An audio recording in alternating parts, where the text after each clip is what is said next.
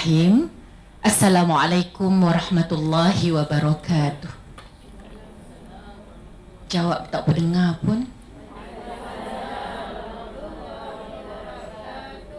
Yang berbahagia Puan Fadilah, Dr. Daud dan juga Puan Mazlina, ya. InsyaAllah tak dapat nak tahu dia punya tu, tak apalah kan. Okey, terima kasih kerana menjemput saya pada hari ini. Bila datang tu tak tahu apa sebenarnya nak dikongsikan dengan adik-adik semualah. Saya bahas ke adik-adik lah sebab sini dah tua dah. Mungkin ada anak-anak juga kat sini, ya.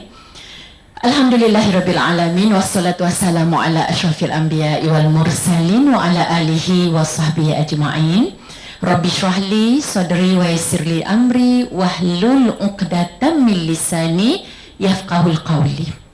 Allahumma anta rabbi la ilaha illa anta khalaqtani wa ana abduka wa ana ala ahdika wa wa'dika mastata' a'udzubika min syarri ma sana'tu abu'u laka bi ni'matika alayya wa abu'u bi dhanbi faghfirli fa innahu la yaghfiru dzunuba illa anta. Bismillahirrahmanirrahim. Bismillahil-kafi, bismillahil-mu'afi, bismillahilladzi la yadurru ma'asmihi syai'un fil ardi wala fis sama' wa huwas samiul alim. Okey, alhamdulillah, ya, hari ini kita dapat sama-sama berada dalam majlis ini dengan izin Allah Subhanahu wa taala. Ya. Apa-apa yang terjadi pun semuanya adalah izin Allah. Sebanyak ini juga yang ada dalam majlis ini juga adalah izin Allah Subhanahu wa taala. Ya, bersyukurlah sebab kita dihimpunkan di sini berada dalam raudhah min riyadil jannah dalam satu majlis ilmu. Dan berada dalam majlis bersama dengan kita hari ini adalah para malaikat yang sentiasa menunggu, ya, untuk mengangkat doa-doa kita ke atas. Sebab tempat yang paling, ya, orang kata mustajab berdoa juga adalah majlis ilmu.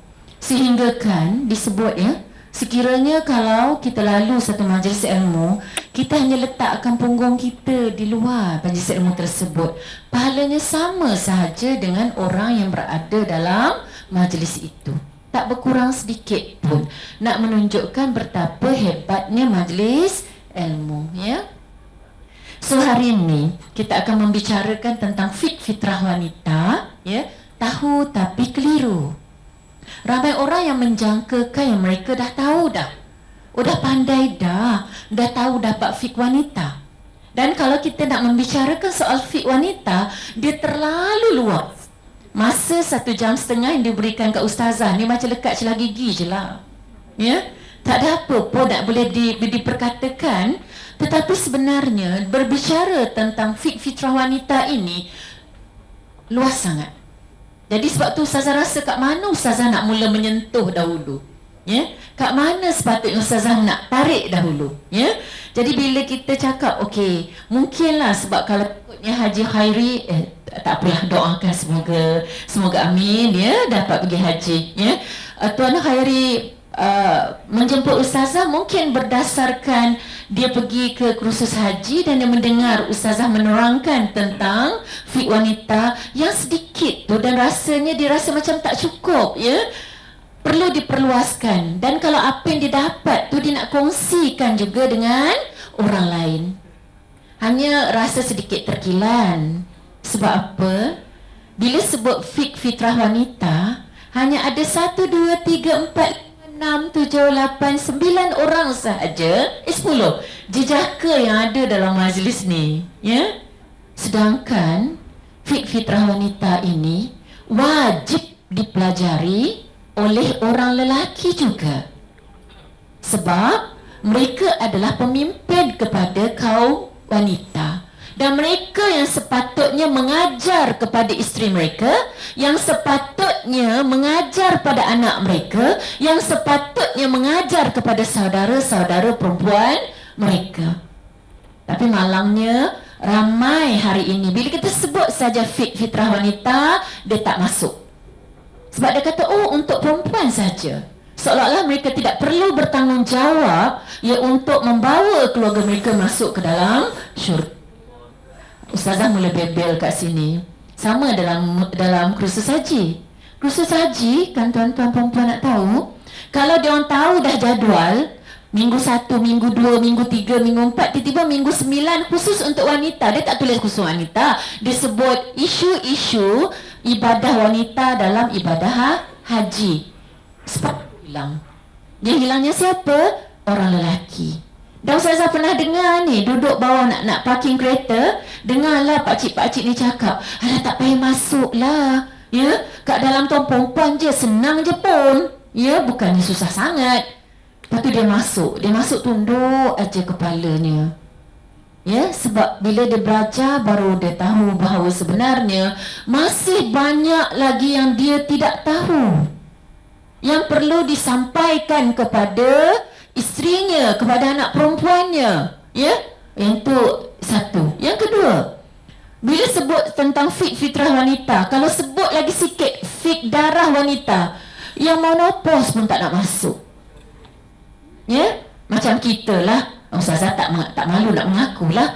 Kalau menopause tak nak masuk. Sebab apa dia kata? Alah, bagi orang muda-muda je lah. Orang muda masih lagi aktif, ya. Masih lagi subuh. Kita ni tak ada apa-apa dah. Macam lemak tu tidak ditanya oleh anaknya. Macamlah mak mertua tidak ditanya oleh menantunya. Yang sedangkan mereka lah orang tua yang perlu memberi nasihat kepada anak menantunya, adik-adiknya. Jadi ya, alhamdulillah, hari ini yang mana ada dalam majlis ini, Ustazah rasa sangat bersyukur sebab faham bahawa kita wajib untuk pelajari ilmu ini dan dia merupakan fardu ain. Ustazah ni biasa kalau bercakap berdiri, berjalan habis, tapi hari ini dia sopan santun sikit. Ya, tak apalah, ya. Nak berjalan saya tak tahu macam mana saya nak berjalan dah, ya. Okey. Jadi bila Ustazah kata yang ada kat dalam ni, sebenarnya perempuan memang beruntung sebab perempuan sedar ini tanggungjawab. Baik, sebelum belajar, ingat dan niatkan satu saja. Aku belajar hari ini lillahi ta'ala, kerana Allah, bukan kerana lain. Bukan kerana bos suruh datang. Aku sebenarnya tak naklah datang sangat, tapi bos cakap datang. Senyum-senyum tu ada dah kot. Kan? Tak apa, tukar. Ya? Cakap, ya Allah, aku silap, astaghfirullah, dan hari ini aku datang betul lillahi ta'ala. Okey. Baik. Saya rasa saya kena bangun juga kot. Saya tak sedap. Ya? Minta maaf ya. Tak apa doktor? Ya? Dah tak mau jalan pula ke? Kenapa?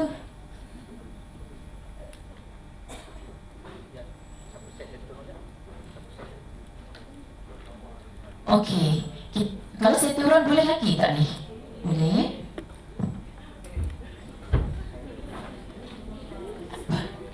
Saya suka je. Sebab saya nak tanya soal. Bersedia yang dekat sini ya. Bila saya letakkan tahu tapi keliru, rasa-rasa tahu belaka dah kan? Saya nak tanya je. Yang puan-puan tahu, adik-adik tahu, berapa jenis darah bagi seorang perempuan? Yang paling basic lah. Boleh jawab nak cepat-cepat sebab kita ada 1 jam saja. Ya? Ada berapa? 3. Okey, apa dia tu, Dek? Haid, nifas, istihad. Okey. Tak apalah, ya. Kalau kita cakap haid, nifas, istihadah, betul lah tu. Fasad tu jarang-jarang orang sebut sebab fasad dan istihadah adalah benda yang lebih kurang sama. Dia merupakan darah penyakit dan hukumnya juga sama macam orang suci. Walaupun dia istihadah, dia fasad, dia tetap juga kena solat, dia tetap juga kena puasa dan dia tetap juga boleh tawaf kalau dia pergi mengerjakan haji. Dan boleh juga bersama dengan suami kalau dia benar-benar tahu itu adalah istihadah. Ya? Tetapi dalam bab darah ni ada lagi yang lain selain daripada fasad. Ada damut talqi. Apa dia damut talq? Mikrofon ni sekejap berhenti, sekejap tidak. Bateri dia tak berapa cantik ke? Komplain lah pula. Ya.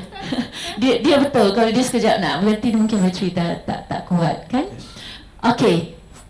Ada satu lagi mutalak. Dia yang mana datang ni semua simpan dalam otak je ke? Sebab tak nampak bawa pensel, pen, tak ramai yang mencatat, ya. Sayang, Ustazah takut benda ni keluar je daripada dewan, dah lupa. Susah ya, Tuan Khairi, Puan Fajilah bawa saya masuk kat sini nak berkongsi ilmu. Semua sekali hanya simpan dalam otak macam Imam Syafi'i. Ya? Bila ditanya oleh Imam Malik, kenapa tak catat? Ya, dia boleh ingat. Dan Imam Malik kata, sebutkan balik tak tertinggal walau satu pun. Semuanya dihafal. Lain kali jangan nyempuk Ustazah Yusna lagi ya. Catatlah adik, ya sayang. Jadi kita selain daripada yang ada disebutkan di sini, dia ada damu talqi. Damu talaq ni adalah darah ketika sakit nak bersalin. Pernah dengar tak? Pernah dengar tak? Pernah? Alhamdulillah. Ustazah tak pernah dengar. Lepas tu dah belajar baru tahu. Ya, damu talqi ini adalah darah ketika sakit nak bersalin. Apa hukum dia kepada damu talqi ini? Adakah dia darah istihadah ataupun dia darah haid? Dia darah istihadah. Dan dia boleh jadi darah haid sekiranya dia bersambung dengan haid. Tapi kebiasaannya dia adalah darah istihadah. Damu talqi, darah ketika sakit nak bersalin. Tapi berapa ramai juga yang sakit nak bersalin? Ni semua dah kahwin ke belum? Siapa yang dah kahwin kat tangan? Okey, yang dah bersalin? Berapa ramai yang sakit ketika sakit nak bersalin itu puan-puan solat? Ya, darah keluar, puan-puan solat. Alhamdulillah. Sebab ramai juga antara orang-orang perempuan ni, bila dia sakit nak bersalin, dia tak solat dah. Bila keluar darah lagi lah dia tak solat. Dan dia tidak mengkodokkan solatnya sebab dia tak tahu itu adalah darah istihadah. Itu Ustazah masuk dalam bab tahu tapi keliru. Ya, dia tak tahu dan suaminya juga tak tahu. So suami pun tak bantu dia untuk berwuduk, ya, untuk suruh dia solat, ya, untuk sediakan tempat untuk dia solat. Ya, kita fahamlah orang yang sakit nak bersalin ni sakitnya, Masya Allah, Tuhan aja yang tahu ya. Jadi tak boleh solat sambil berdiri, solat sambil duduk, tak boleh duduk baring, ya, tak boleh baring terlentang, mengiring, tak boleh mengiring terlentang, tak boleh juga dengan hati, tak boleh juga dengan dengan mata, kemudian dengan hati. Tapi malangnya disebabkan kita tak tahu bahawa darah damu talqi itu adalah darah istihadah, maka ramai yang tidak solat dan tidak qada balik. Ya? Kemudian bila kita sebut haid, semua orang tahulah ya, darah semula jadi iaitu darah tabi'i yang keluar daripada bahagian paling dalam rahim, ya. Selepas daripada memasuki umur balik dalam keadaan sihat tanpa ada sebab pada waktu-waktu yang tertentu. Maknanya itu memang semua orang tahulah. Sebab itu basic, kalau tak tahu sajalah kan. Maknanya bila seseorang itu sudah balik, maka setiap dia akan keluar darahnya pada waktu-waktu yang tertentu dalam keadaan dia sihat, dia bukan sakit. Jadi kalau dia keluar setiap bulan dalam kitaran yang sama, ya, itu maknanya orang itu okeylah tu, ya. Berbeza dengan istihadah. Istihadah ni dia keluar bukan pada waktu yang sepatutnya dan dia bukan dari paling dalam rahim, dia daripada pangkal bahagian bawah. Dia panggil urat ni urat aorta, yang tu lebih mendalam lah, ya. Dan dia keluar, dia kata sekiranya darah itu kurang dari 1 hari 1 malam. Sebab basic haid, ya, basic darah haid itu paling pendek adalah 24 jam, paling panjang 15 hari 15 malam. Sekiranya dia kurang dari 24 jam, maka itu adalah darah istihadah. Kalau dia lebih dari 15 hari, maka dia sudah pun beristihadah. Dengar ya istilah yang saya sebut. Dia sudah pun beristihadah. Bukan maksudnya selepas 15 hari itu sahaja istihadah. Kemudian, darah yang keluar antara 2 tempoh haid. Paling pendek suci antara 1 haid dengan 1 haid adalah 15 hari paling pendek. Jadi, kalau kita keluar darah, kemudian berhenti hanya 10 hari, kemudian datang lagi, maknanya darah yang keluar, itu adalah istihadah. Sebab suci tak sampai 15 hari. Boleh? Ke dah pening? Baru basic. Ya? Itu baru basic. Maknanya semua orang kena tahu darah haid paling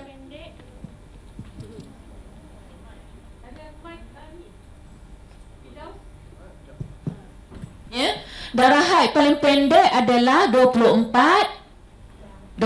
jam atau sehari semalam. Paling panjang 15 hari 15 malam, ya. Jadi kalau kita tengok di sinilah. Ya, paling pendek 24 jam, paling panjang 15 hari 15 malam, dan kebiasaannya adalah 6 hingga 7 hari. Itu kebiasaan. Baik. Katalah seseorang itu keluar darah sedikit-sedikit. Macam mana kita nak tahu dia haid atau tidak? Sebab disebut di sini 24 jam itu sama ada dia berterusan ataupun dia terputus. Kalau dia datang contohnya semalam jam 8 pagi dan dia berhenti hari ini jam 9 pagi, maknanya sudah pun mencapai 24 jam dan lebih. So itu adalah darah haid. Ya, ataupun dia datang semalam sejam, hari ini 2 jam, besok 3 jam sampai 15 hari, mencukupi 24 jam, tetap juga dianggap sebagai darah haid. Faham ya? Bukan semestinya dia berterusan, ya. Dia boleh jadi terputus-putus, ya. Dia juga dikira sebagai darah haid. Boleh? Okey, baik. Kemudian, ya, tadi saya sebut tentang paling pendek, paling panjang dan kebiasaan. Ya. Sekarang kita jalan satu-satu persoalan yang kita rasa kita dah tahu, tapi mungkin kita keliru. Ya. Saya nak cerita pun nak cerita banyak, nanti tak dapat nak tangkap, ya. Jadi kita tengok satu-satu. Banyak benda nak cerita dalam masa 1 jam setengah. Okey, ni saya berdasarkan pada soalan yang mana pernah bertanya kepada saya. So saya bawalah ke dalam perkongsian ini. Dia tanya bagaimanakah caranya untuk kita yakin bahawa darah kita telah berhenti secara keseluruhan. Ni semua ni dah pernah datang haid, dah beradat. Atau kita boleh sebut dia sebagai mu'tadah. Mu'tadah. Ya, itu istilah yang baru. So kita baru tahu, mungkin ada setengah baru tahu. Muqtadah ni maknanya kita sudah pun beradat, dah biasa datang haid. Ya. Kalau orang yang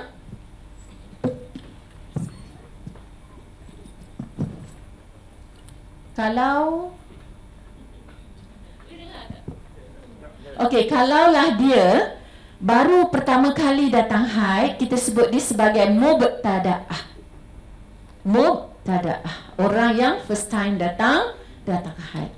Orang yang mubtada'ah itu, ya, dia orang kali pertama, umur paling muda boleh datang haid adalah 9 tahun Qamariyah.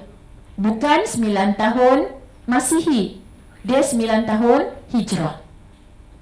Lebih kurang 8 tahun 8 bulan 21 hari Masihi. Sebab Masihi lebih panjang berbanding dengan Hijrah atau Qamariyah. Qamariyah dia pendek je. Ya, dia sebab tak sampai 30 hari, ada tak sampai 31, ya. Dia ada 29, 28, 30 sahaja, ya. 29 dengan 30 sahaja. Tetapi kalau untuk Masihi dia ada, ya, bulan Februari lah, 28, 29 tahun 4, kemudian 30 dan 31. Sebab tu dia ada beza sedikit. Jadi bagi bulan-bulan Qamariyah, seseorang anak itu boleh mula datang haid adalah apabila berusia 9 tahun Qamariyah ataupun 8 tahun 8 bulan 21 hari. Baik, bila kita sebut anak kecil yang boleh datang haid itu umurnya 9 tahun Qamariyah, ya, bukan 9 tahun Syab. Dia tak ada papa putih, ya. Tak apa. Dia bukan 9 tahun syak. Dia kata takriban. Takriban tu maksudnya boleh jadi lebih kurang. Dia bukan tahdid. Tahdid tu mesti tepat, on the dot, cukup 9 tahun baru dianggap haid. Tidak. Bila kata takriban, maknanya 15 hari sebelum cukup 9 tahun, sekiranya keluar darah, maka ia juga boleh dianggap sebagai darah haid.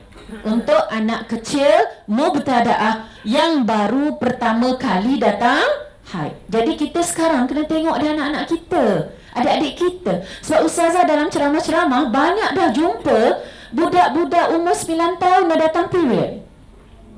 Tak macam dulu. Dulu kita 15 tahun baru datang kan. Dia umur 9 tahun dah ramai, kecil lagi. Alah, dia cakap, ustazah anak saya dah datang haid dah ustazah. Tak reti apa lagi. Ya? Tak pandai. Dia lain dah sekarang. Tak tahulah. Mungkin sebab pemakanan atau environment ataupun apa sajalah. Saya pun tak faham sangat dengan keadaan sekarang. Ya? Yang menyebabkan anak-anak cepat sangat matang, ya. Jadi kita kena hati-hati sebab kalau kita tak faham tentang konsep ini, maknanya anak datang haid kita tak tahu itu adalah haid. Maknanya kalau 15 hari sebelum cukup 9 tahun ya kita boleh kata dia haid. Tapi kalau sebelum itu 16 hari ke atas itu bukan haid. Dan boleh jadi dia bercampur. Contohnya 20 hari sebelum cukup 9 tahun dia datang darah. Jadi maksud 5 hari sebelum itu istihadah, tapi tang 15 tu ke atas itu adalah haid. Dia boleh jadi bercampur begitu. Sebab tu kita kena mahir dan tahu betul-betul. Nanti anak tu solat pada waktu yang tak sepatutnya solat dan tidak solat pada waktu sepatutnya dia solat. Ini yang berlaku pada kita hari ini. Kita sendiri pun sebenarnya bila saja kita datang darah melebihi daripada 15 hari, selalu soalan yang sama ustazah tanya, ya?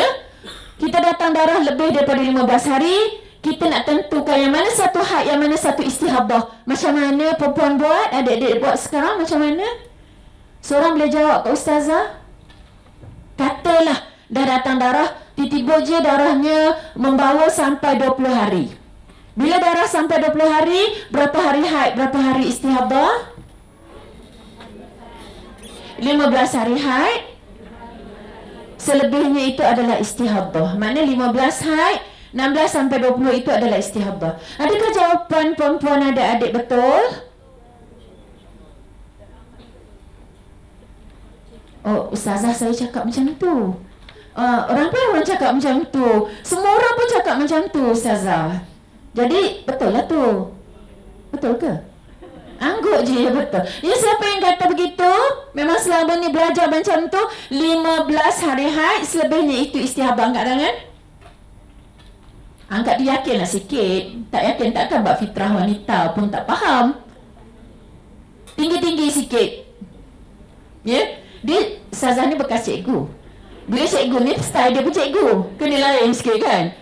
Dia tak macam pensyarah tak suruh kot duduk angkat tangan, ya. Okey, sekali lagi tinggi. Ya, Tuan Khairi, saya rasa 99% ya memegang pandangan tersebut. Pandangan tersebut tak betul. Atau kurang tepat. Nak kata tak betul langsung tu mungkin ada yang beradat. Kurang tepat. Jadi bayangkan kalau selama ni semua orang memegang pandangan itu, macam mana keadaannya? Kita solat pada waktu yang sepatutnya kita tak solat, dan kita tidak solat pada waktu sepatutnya kita solat. Siapa nak tanggung dosa-dosa ni semua? Kalau ada orang tanya, ni kebetulan ustazah tanya, adik-adik tanya, Kak, saya ni darah saya dah lebih ni. Alah tak apa, 15 hari tu awak haid, nanti hari 15, hari ke-16 awak mandi, selebihnya tu adalah istihadah. Dia pun buatlah macam tu. Siapa yang bertanggungjawab?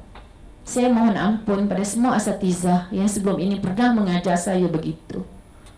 Sebenarnya dalam penentuan istihadah, ya, saya boleh cakap basic saja sebab benda ni nak belajar kena tunggu 5 bulan, 5 tahun saya sendiri belajar tak berhenti-henti lagi sampai sekarang. Sebab benda tu sangat complicated. Kalaulah itu jawapannya, senangnya jadi ustazah. Ya, datang cakap je, saya jaga jemaah haji ni, soalan-soalan macam ni banyak. Dan kalau saya boleh jawab, okey tak apa puan, 15 hari ni haid, selebihnya istihadah, puan pergilah tawaf. Mudahnya ustazah nak selesaikan masalah, tapi tidak sebegitu rupa. Sebab dalam penentuan tadi tu, kalaulah berlaku benda yang sama, masih soalan yang sama, saya akan kongsikan yang ada dalam dewan ini bertanya dekat ustazah satu soalan yang sama, saya datang darah selama 18 hari. Semua sama je, tak payahlah tukar-tukar soalan susah. Saya ambil soalan yang sama dan saya akan jawab. Setiap orang ini jawapannya akan berbeza. Setiap orang. Bukan boleh jawab 15 hari haid, selebihnya istihadah. Sebab yang orang dok pegang macam tu kerana kita tahu basic dia sekurang-kurang haid adalah 24 jam atau sehari semalam. Paling panjang haid adalah 15 hari 15 malam. Bila lebih daripada 15, maka lebih 15 tu adalah istihadah. Itu poin dia yang kita pegang. Tapi sebenarnya bukan begitu. Apabila darah sudah melebihi 15 hari, bermakna kita sudah pun dijangkiti istihadah. Atau kita sudah beristihadah, tetapi penentuan yang mana satu haid, yang mana istihadah belum dapat diputuskan, sehingga kita melihat pada 3 benda. Satu, kita melihat boleh atau tidak wanita ini menyempurnakan baki suci. Boleh atau tidak dia menyempurnakan baki suci? Okey, tak boleh. Syarat tak lepas. Kita akan tengok dari sudut tamyiz. Tak lepas, tak tahu. Tak boleh bezakan sifat-sifat darah. Tamyiz tu perbezaan sifat darah. Dan yang ketiga, lihat kepada adat. Tapi kebanyakannya, bila kita tanya soalan untuk menentukan yang mana satu haid, yang mana satu istihadah, mereka awal lagi dah tak boleh jawab dan tidak ada maklumat. Perkara yang paling asas yang adik-adik, puan-puan sekarang kena tahu, setiap kali datang darah haid, tolong catat. Apa benda yang nak dicatat? Satu, bila waktu datang haid, tarikhnya dan waktunya. Bila waktu berhenti haid, tarikh dan waktu. Dan sifat-sifat darah haid setiap hari. Setiap hari itu warna apa? Sebab dalam mazhab Syafi'i, warna darah haid ada 5. Hitam, merah, coklat keperangan, kuning dan keruh. Saya ulang sekali lagi. Hitam, lagi merah, coklat keperangan, kuning dan keruh. Okey. Apa saja warna, sekiranya dia berlaku dalam tempoh 15 hari, maknanya 15 hari on the dot ataupun kurang dari 15 hari, maka semua itu adalah haid. Tak ada masalah. No issue. Datanglah warna apa pun, keruh dulu ke, hitam dulu ke, coklat dulu ke, tak ada masalah. Selagi dia berada dalam 15 hari, maka itu adalah darah haid. Tetapi apabila dia sudah melebihi 15 hari, kita sudah pun beristihadah, maka ketika itu kita kena tengok balik sifat tamyiz, sifat darah tadi. Tapi yang itu kita gagal sebab kita tidak pernah mencatat tentang benda itu. Bila tak catat, okey, saya datang darah 20 hari ustazah. Bila datang, tak tahu. Pukul berapa datang? Tak tahu. Hari darahnya warna apa? Tak tahu. So, ustazah penjawab, tak tahu nak jawab. Duduklah kat situ.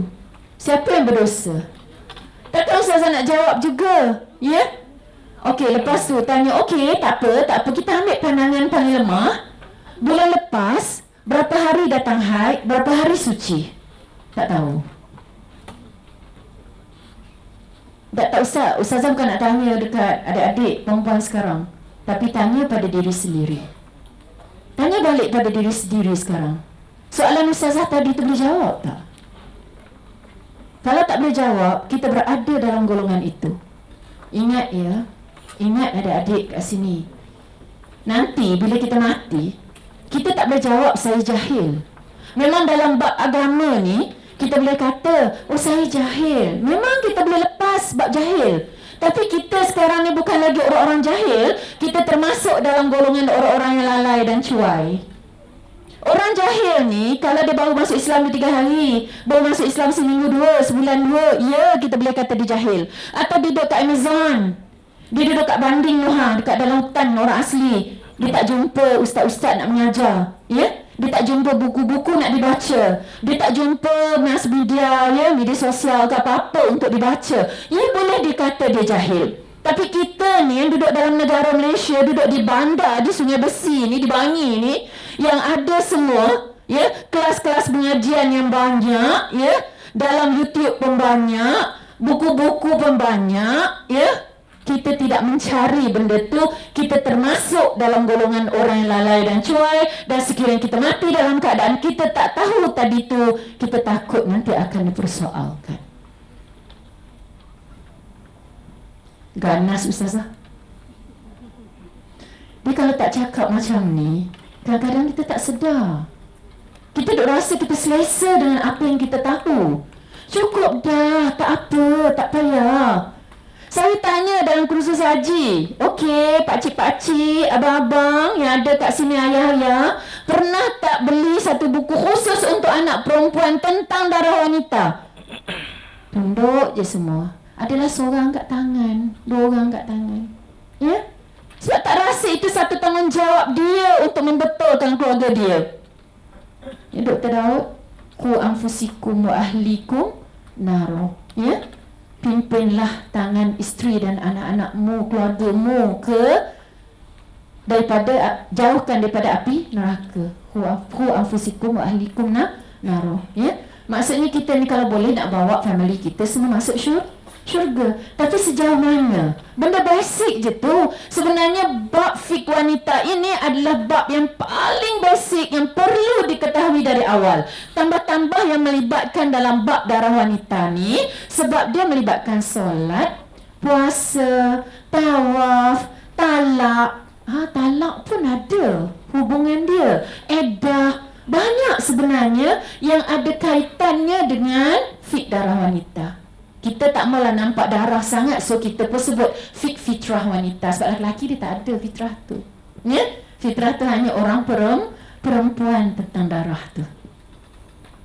So sampai setakat ni macam mana? Rasa nak kena belajar lagi ke? Perlu belajar. Carilah. Ya, insyaAllah. InsyaAllah saya doakan semoga dipermudahkan. Okey. Tadi Ustazah baru cerita, tapi tak nak masuk lagi. Nanti akhir-akhir punya slide. Tak sempat. Yang itu baru kita ceritakan bagaimana kita nak membezakan antara haid dan istihadah. Kalau tak sempat sudah, kita sesi lain lah kot. Ya? Okey. Sekarang kita tengok yang ni dulu. Basic betul. Ada yang tanya, Ustazah, macam mana kita nak tahu kita ni suci ke belum? Ya? So, nak menentukan suci atau tidak, ya, kita ada 2 cara. Satu, kita keluarnya cecair putih setelah darah kering. So, minta maaf kalau ada lelaki kat dalam ni, dan benda ni penting, saya akan sebut. Kadang ada perkataan-perkataan dia, tuan-tuan, puan-puan, ada adik semua akan dengar, Ustazah akan sebut. Ya, mungkin agak sensitif, tapi dalam bab agama, dalam bab ibadah, benda tu kena sebut. Kalau tak sebut, tak sampai. Nak menyorok-nyorok, nak kata begini tu susah, tak sampai. Ya? Okey. Jadi bila kita kata 2 cara kenal pasti sama ada kita sudah suci atau tidak. Satu, keluar cecair putih setelah darah kering, ya, ataupun apabila dikeluarkan kapas yang dimasukkan dalam faraj, kapas itu putih bersih. Dia tak ada dah color kuning-kuning, tak ada dah color coklat-coklat. Itu bermakna kita sudah bersih, sudah suci. Lepas tu ada yang tanya, Ustazah, so macam mana? Di sini ulama menegaskan tanda suci tu ada 2, jufuf. Ada orang kata, Ustazah, tak ada pun keluar warna putih, tak ada pun. Ya, kalau kering pun, tengok-tengok tak ada apa-apa, selepas darah dah habis, tengok tak ada apa-apa keluar, dah kering, kering juga boleh dikatakan sudah suci. Ya? Kapas yang kering dan bersih ataupun tiada darah yang keluar walaupun secalik dan kemudiannya keluar cecair putih. Imam Nawawi rahimahumullah berkata tanda berhentinya haid dan datangnya masa suci adalah darah berhenti keluar dan lendir berwarna kuning dan keruh keluar. Maka apabila telah berhenti darah, maka dia telah suci baik sesudahnya cair putih keluar atau tidak. Di situ baik sama ada dia keluar cair putih ataupun tidak. Dia kering, ya? Dia sudah dikira bersih, ya? Kalau yang kedua, kita tengok khosatul baydok.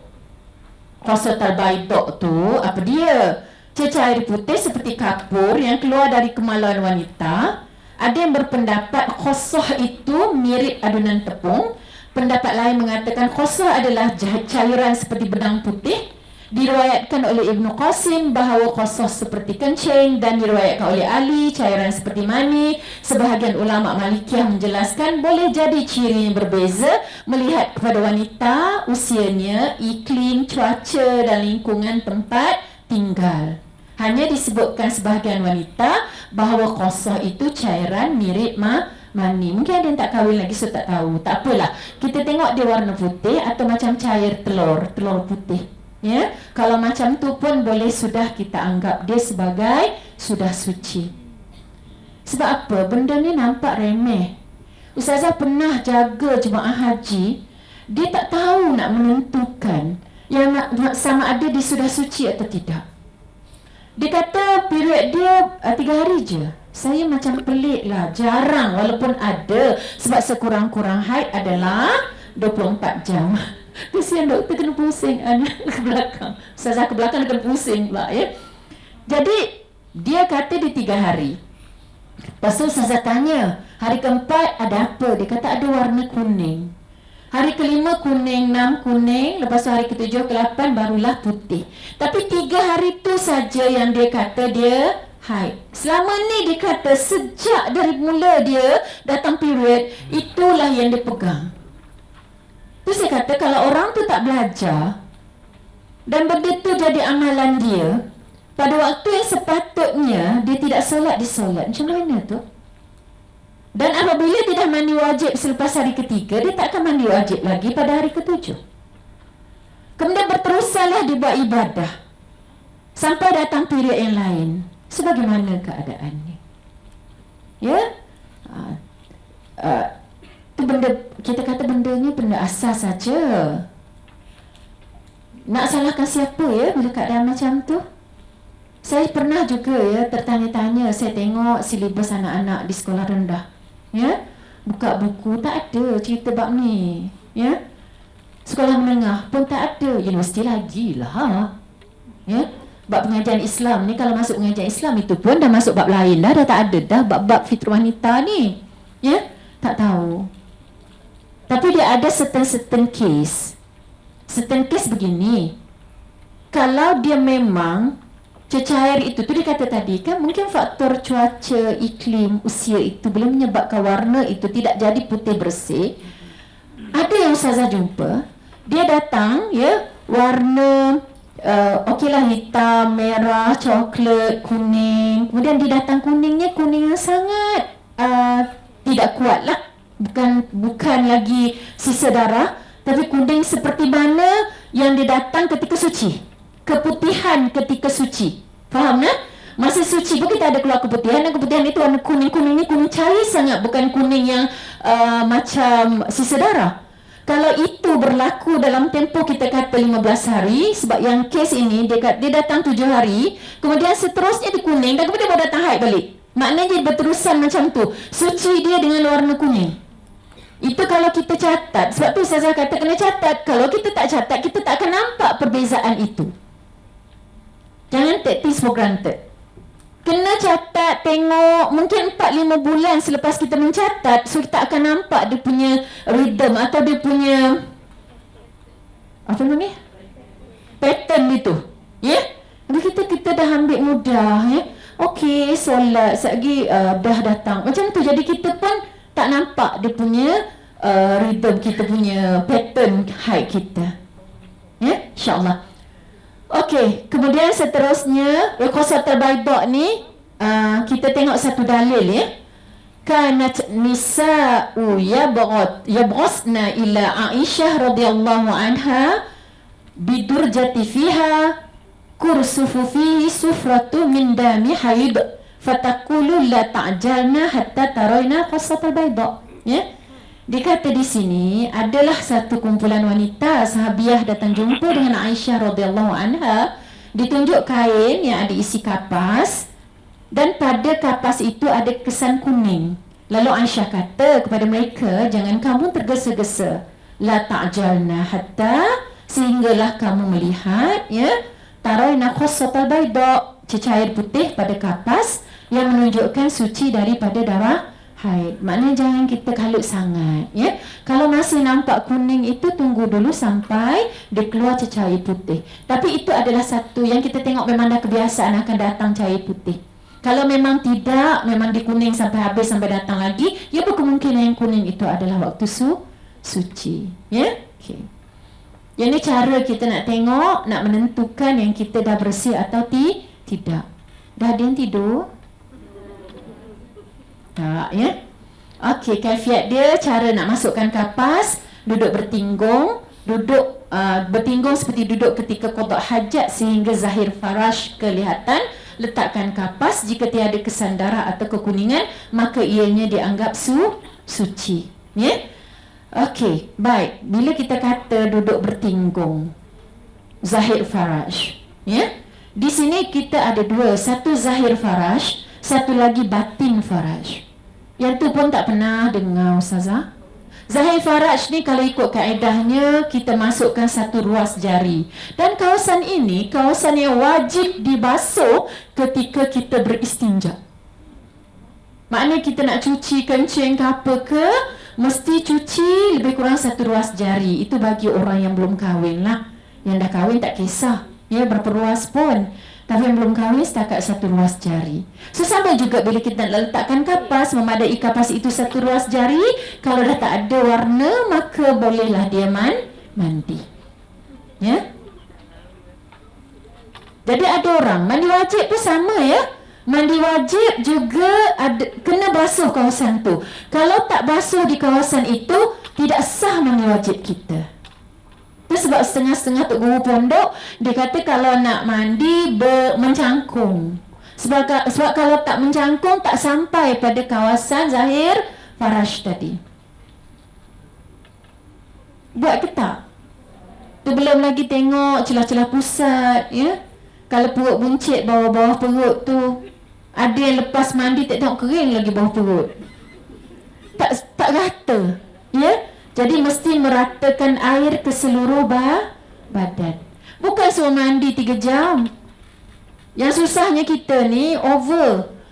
Padahal syarat sah ya, rukun mandi ni menghilangkan najis di badan, niat ketika air sampai di badan dan meratakan air ke seluruh badan. Itu je. Sebab tu bila kita dekat Mekah ni, bila Ustazah kata okey puan, nanti mandi wajib, Ustazah nanti gugur rambut saya Ustazah. Macam mana saya nak mandi wajib Ustazah? Stres. Ya, sampai anxiety sebab duduk dalam ihram lama. Risau sangat. Jadi risau sebab dia duduk fikir dia nak mandi wajib macam duduk kat kampung. Padahal kalau dia dalam ihram tu, duduk je bawah shower, buka je air tu perlahan aja. Berdiri je bawah shower tu, bila turun je air, tepuk-tepuk je kepala tu, rata-rata niatkan bila air kena tu sahaja aku mandi wajib 7 rakaat. Sahaja aku mandi wajib kerana Allah Ta'ala. So air tu pun mengalir, dah serata, dah tekan aja, tak ada apa-apa. Kalau dia gugur sendiri tu abaikan. Apa yang gugur sendiri bukan kita yang usahakan dia gugur. Biarkan, abaikan, tak kena bayar dam pun. Yang kena bayar dam bila kita cabut dia, kita usaha menggosok dia. Ya begitu. Kemudian kita pastikan semua dah rata, semua pelipatan-pelipatan, lubang-lubang apa yang patut dah rata. Keluar daripada bilik air, ambil je tuala, tekan aja. Ini bagi orang dalam ihram lah. Tak pasal-pasal cerita ihram kat sini. Ya? 2 dan 1. Tekan saja, bukan gosok. Bila tekan saja, ambil je tuala tu, baling je. Saya tak tengok dah. Sebab tekan bukan mencabut. Kalau dilekat sekalipun, itu rambut yang memang sedia gugur. Setiap hari pasti rambut gugur. Macam juga daun kering dekat pokok. Tak kacau dia pun daun itu akan akan gugur. Jadi sama juga dengan rambut. Tekan, baling je. Lain lah kita macam tu. Sebab Ustazah kata jangan digosok, ya, letakkan saja. Ya. Jadi kita ni masalah bila kita membayangkan yang kita biasa buat. Selagi tak sampai sejam, selagi tu tak sudah mandi. Tahu tak? Lepas shampoo, pakai apa lagi? Conditioner? Apa-apalah, ya. Tu belum berlangir lagi. Belum berendam air susu lagi. Ya? Dengan bunga-bungaan bagai. Ya? Jadi yang sebenarnya bab mandi wajib ni mudah, jangan menyusahkan. Nabi dia guna satu yang mangkuk saja untuk mandi wajib, ya. Kita ni banyak sangat membazir air. Tak apalah. Kemudian nanti buat, ya. Okey. Sebab tu jadi, okey, saya teruskan. Sebab tu kita ni susah nak mandi wajib bila kita berada di pejabat. Ya. Sebenarnya, ni bab lain pula. Sekiranya darah berhenti, ya, bawa ni, ya. Banyak soalan ni.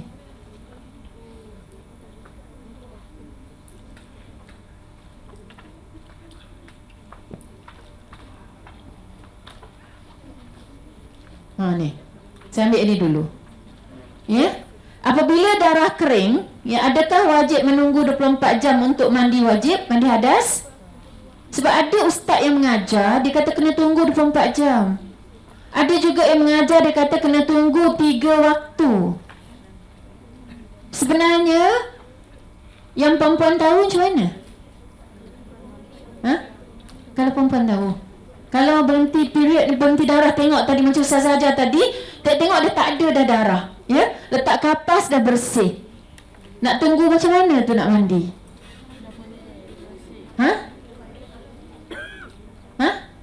Terus mandi. Puan? Tunggu 1 waktu. Puan? Tunggu 1 waktu. Lagi? Ada siapa nak jawab ke Ustazah? Ikut keyakinan diri. Puan? Ada nak jawab ke Ustazah? Tak tahu. Yang buat sekarang? Cukup tunggu 1 waktu. Ramai tunggu 1 waktu. Ada dalil dia ke tunggu 1 waktu? Ada? Ada? Ustazah, kami datang ni nak belajar, bukan nak jawab soalan. Ya? Tapi Ustazah nak tahu juga setakat mana amalan yang kita dah buat selama ini. Adakah amalan kita itu betul atau salah? Sebab tu tajuk Ustazah, tahu tapi keliru. Ya, rasa macam tahu dah. Sebenarnya tak payah tunggu pun sampai 24 jam. Tak payah tunggu pun 3 waktu. Tak payah tunggu pun 1 waktu. Once kita tengok dah kering, tak ada dah darah, dah memang khosotal bayda, ataupun kita tengok jufuf tadi, kering, maka wajib kita terus mandi. Ya?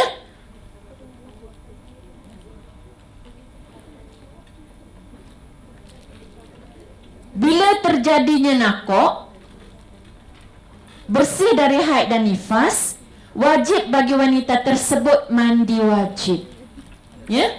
Rasulullah SAW bersabda, jika datang haid tinggalkan solat, jika selesai haid maka mandi dan solatlah. Tak cakap kata selesai haid tunggulah 1 waktu dan solat. Tak ada kan?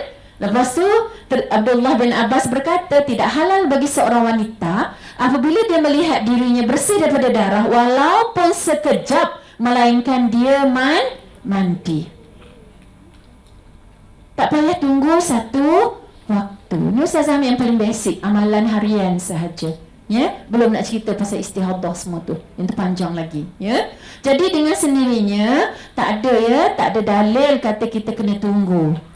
Habis saja tengok dah jufuf ataupun tengok dah khosatul baida, mandi terus.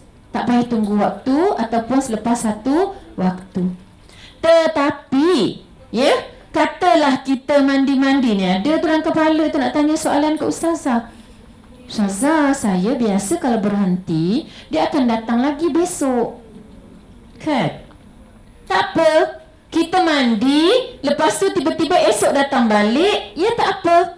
Solat itu batal, puasa itu batal, ya.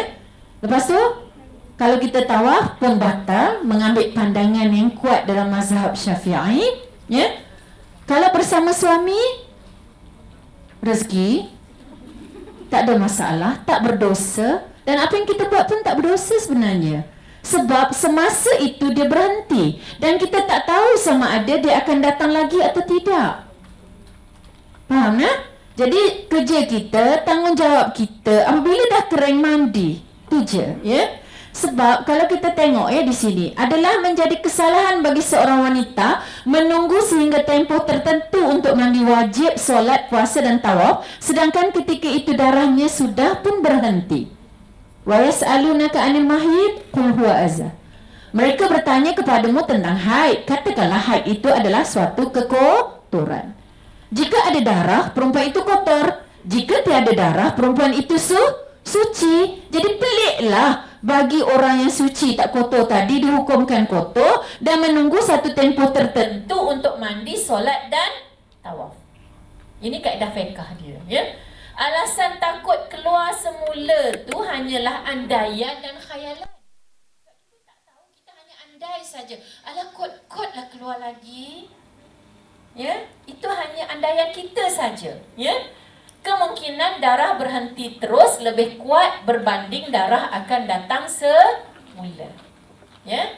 Jadi di sini kalau kita tengok Imam Nawawi sendiri sebut, ya, apabila seseorang wanita melihat nakok tiada darah pada hari kedua, maka dia perlu mengerjakan pekerjaan wanita-wanita yang suci tanpa ada khilaf. Ya, ini kata Imam Nawawi. Saya baca separuh je, ya. Ibnu Hajar Al-Haytami juga kata seperti itu juga ketika berhenti darah, iaitu jika ia memasukkan kapas ke dalam farashnya dan keluarkan kapas itu putih bersih. Ketika itu wajib ke atasnya beriltizam dengan hukum-hukum suci. Kemudian, jika kembali semula darah sebelum 15 hari, maka hendaklah dia meninggalkan hukum suci tersebut, ya. Dan jika darah berhenti, maka hendaklah dia mengerjakan semula hukum suci itu. Beginilah keadaannya sehingga berlalu 15 hari. Maka pada ketika itu dikembalikan setiap satu kepada tempatnya yang akan disebutkan. Nampak? Ya. Kemudian pandangan dalam kitab An-Najmu wal Hajj Syarhi fi Minhaj pun sama. Tak ada khilaf bahawa wanita pada hari nakwa itu perlu mengerjakan pekerjaan atau kewajipan seperti mana wanita suci, kerana darah itu mungkin tidak akan keluar semula. Namun jika darahnya keluar kembali, maka hukumnya turut berubah.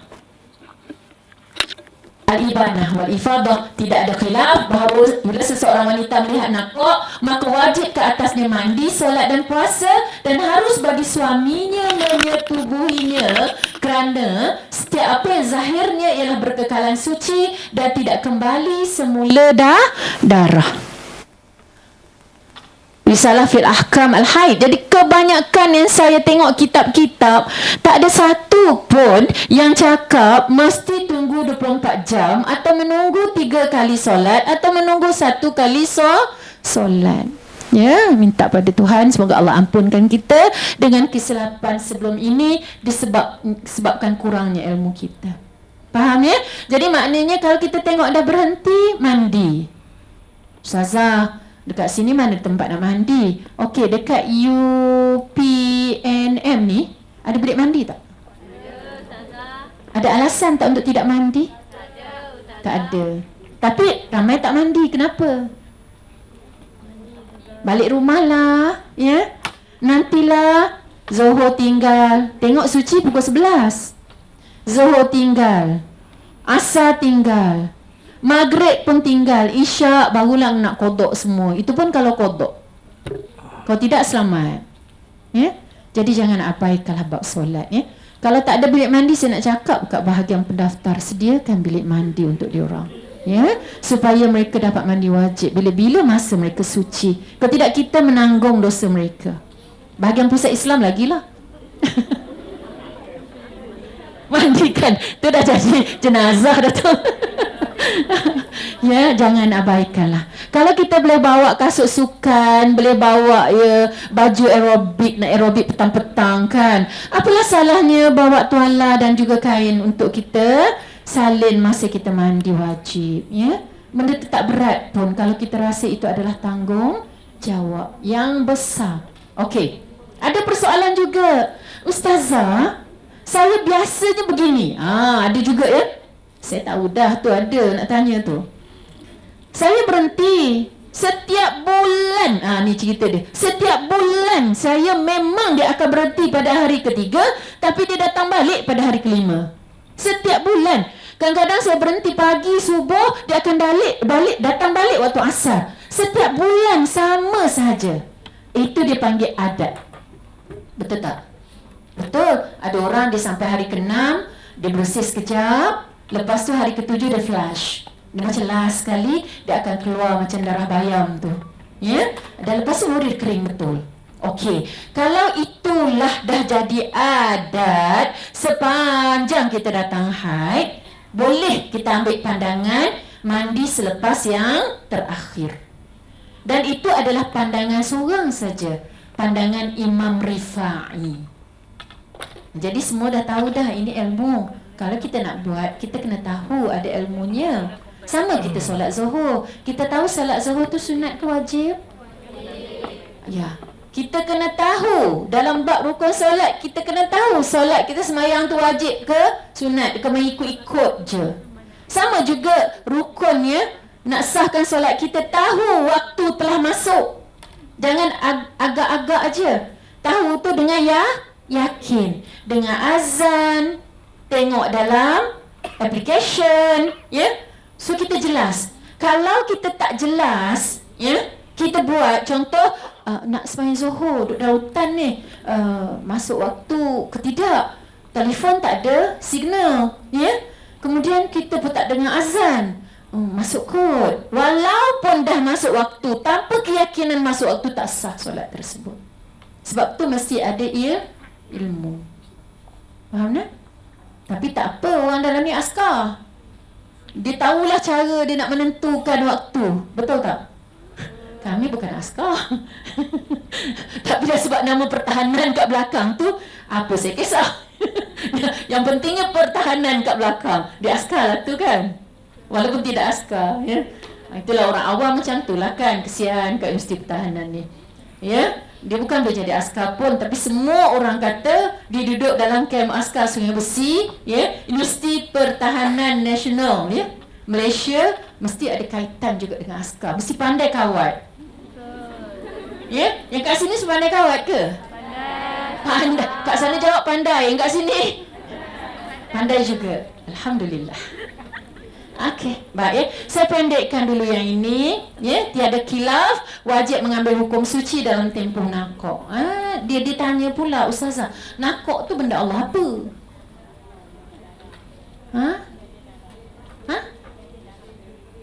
Ada bunyi tapi tak nak jawab betul-betul. Apa dia? Ya, pandai. Mesti lebih khusus dah. Ya. Okey, nakok maksudnya tiada darah di luar, tiada darah di dalam. Itu nakok. Tapi kalau fatrah, dia ada dua. Satu fatrah, satu nakok.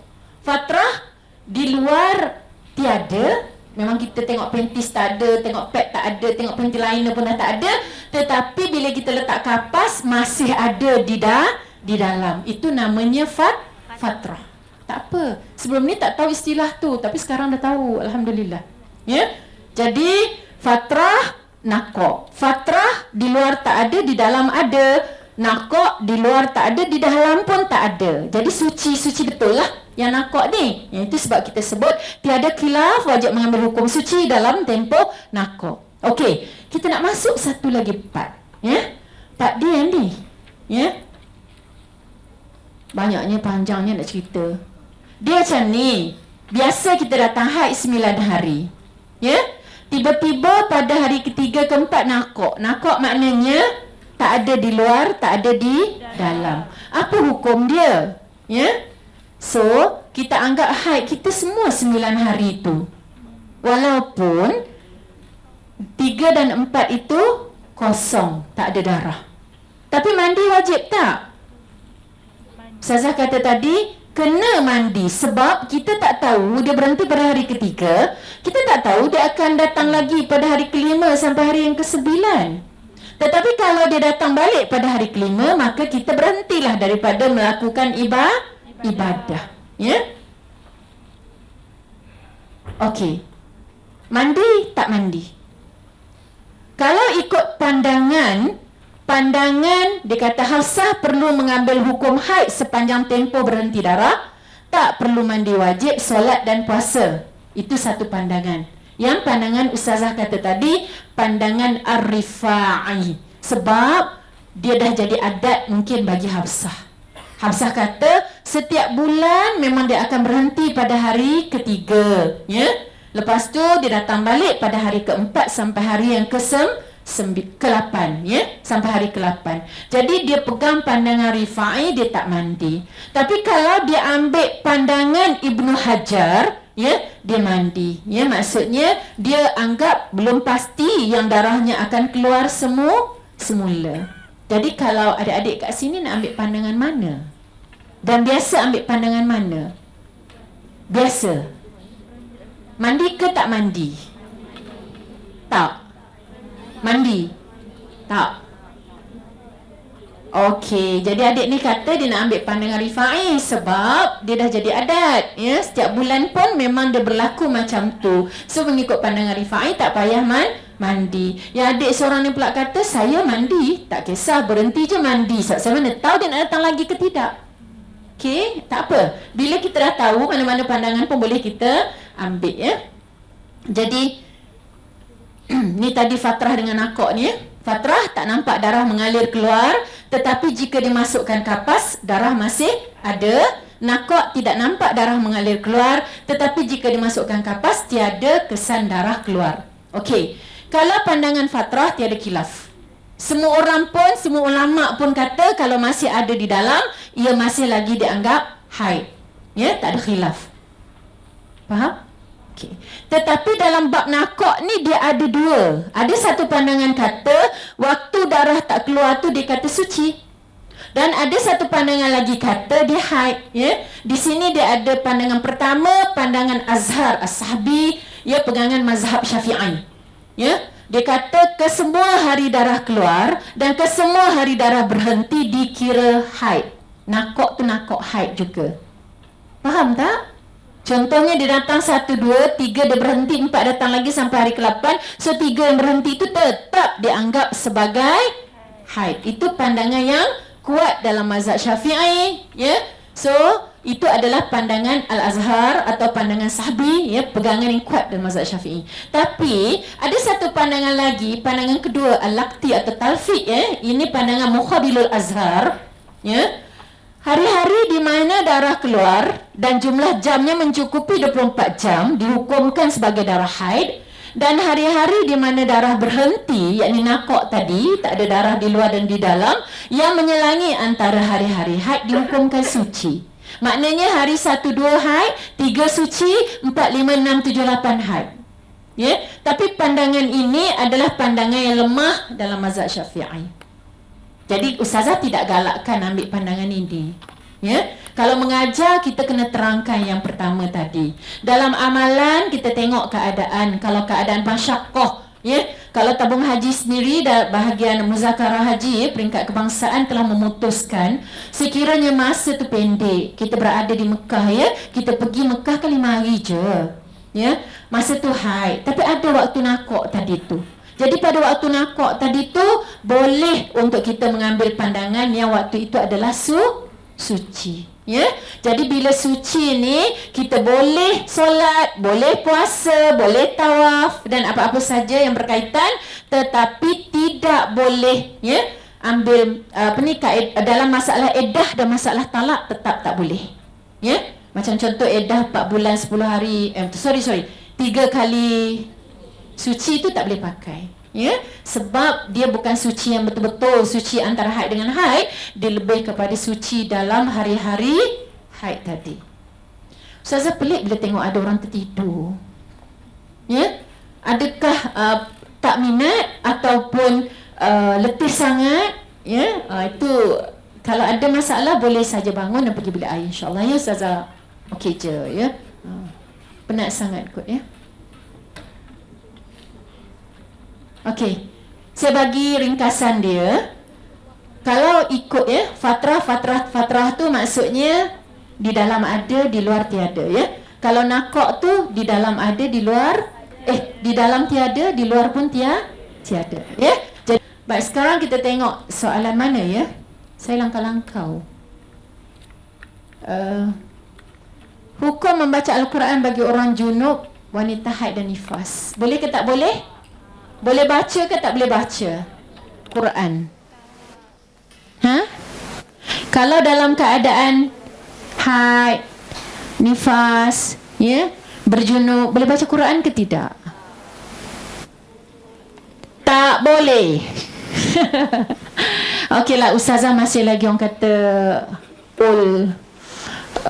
orang kata orang yang berpegang pada pandangan tidak boleh. Walaupun saya tengok juga dalam setengah ulama contemporary dia mengambil kata boleh, tetapi Ustazah tetap berpegang tidak boleh, kecuali ya, kecuali dalam benda-benda, contoh kalau dia berniat zikir ya, ataupun dia mengajar ya, dia mengajar, dia sebut ya, wala taqul lahuma uffin, dia kata kat anak dia. Sedangkan dalam Quran kata ya memang tidak boleh mengatakan ya, dalam tujuan mengajar. So yang tu tak apa. Ataupun doa, naik je kan doa yang tersebut, subhanalladzi sakhkhara lana hadza wa ma kunna lahu muqrinin wa inna ila rabbina lamunqalibun. Itu ayat Quran ke bukan? Ayat Quran. Tapi kita niatkan dia doa. Tak ada seorang pun masa baca subhanalladzi sakhkhara lana hadza, saya baca ayat Quran surah sekian-sekian. Kan? Sebab kita tahu dia adalah doa. Kita sebut Rabbana atina fid dunya hasanah wa fil akhirati hasanah wa qina adzabannar. Itu juga ayat Al-Quran, tetapi kita dah anggap dia sebagai doa. Jadi apa saja yang berkaitan dengan doa, zikir ya, mengajar, yang itu dibolehkan, diharuskan. Ya, tetapi kalau niat betul-betul nak baca Quran, ya saya ni memang nak baca Yasin, nak baca Quran, ya, yang tu tak boleh lah. Ya, saya masih lagi berpegang pada tidak boleh ya untuk membaca Al-Quran. Kemudian tentang masuk, ini dia sebut haram ya, haram. Harus bagi ulama Malikiyah mengikut riwayat yang sahih, iaitu dibolehkan untuk memegang Al-Quran bagi wanita yang haid dan dibolehkan juga untuk membacanya dengan tujuan belajar dan mengajar. Ini kes-kes bagi contohnya kes tahfiz ya. Pelajar tahfiz yang kalau dia tak hafaz, nanti dia boleh lupa. Ya, tinggal sampai seminggu, kadang-kadang 15 hari kan. Orang yang panjang masa haid dia ya. Kelonggaran ini hanya diberikan kepada wanita dalam keadaan haid sahaja, bukan junub. Ya, kenapa ya? Kenapa haid boleh, junub tak boleh? Sebab haid ni tak boleh nak mandi dah. Selagi tak habis darahnya tak boleh nak mandi. Junub boleh, dia sekejap aja ya. Jadi dia tak pegang. Untuk orang junub masih lagi Maliki pun kata tak boleh ya. Masuk masjid. Masuk masjid pun pada ustazah berpegang tak boleh. Ya, tidak boleh masuk ke dalam masjid dalam keadaan ada darah haid. Walaupun darah haid itu sudah nak berhenti. Sebab ada yang kata boleh ustazah kalau kita meyakini bahawa kita tidak akan mengotorkan masjid. Jadi ustazah berpegang kalau orang junub tu tak ada apa-apa pun, dia tak boleh masuk masjid ya. Apatah lagi orang haid ya, yang ada kita menanggung kekotoran ya. Tapi ada juga kata macam tadi juga, orang junub dia boleh mandi terus ustazah, orang haid kan tak boleh mandi. Jadi tak ada, pada ustazah tidak ada keperluan pun untuk kita masuk ke dalam masjid ya. Tambah-tambah untuk duduk tetap di dalamnya, sekadar melaluinya, mengambil barang dan keluar balik, itu ada pandangan yang membolehkan ya. Itu pun ada juga khilaf dia. Maksudnya mengambil tu bagaimana ya? Ada kata hanya sekadar hulurkan tangan dan ambil sahaja, bukan masuk secara keseluruhan. Wallahu a'lam. Ya, panjang pembincangan tentang benda tu. Sebenarnya kalau nak tahu tentang perbincangan tu, dia halus sangat dalam kitab-kitab Turat, ya. Contohnya kalau dia bersama suami dan keadaan darahnya masih banyak, dia kena bayar kifarah, dia kena bayar dedanya berapa dia ada nilaian yang dia kena bayar. Kalau dia bersama dengan isterinya dalam keadaan darahnya sedikit, dia ada nilaian dia kena bayar. Tapi saya senang cerita, pegangnya tidak boleh ya bersama dengan suami ketika dalam keadaan haid tadi, ya.